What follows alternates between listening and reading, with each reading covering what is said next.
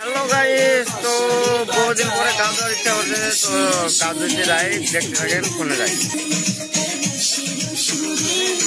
ওই যে সাপড়ি বাড়িতে আর এই যে আরেক সাপড়ি ডিম তো অনেক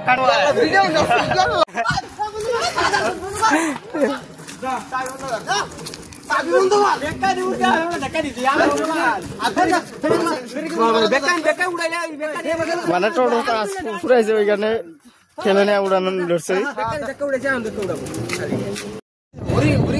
ফাইনালি গাই টিকিট পেয়ে গেলাম, আমাদের দেশি কমলা বাগান। তো চলো না, খেজুর বাগান, হরিণ বাগান, হরিণ বাগান, এই যে হরিণ রন্ডম বাগান।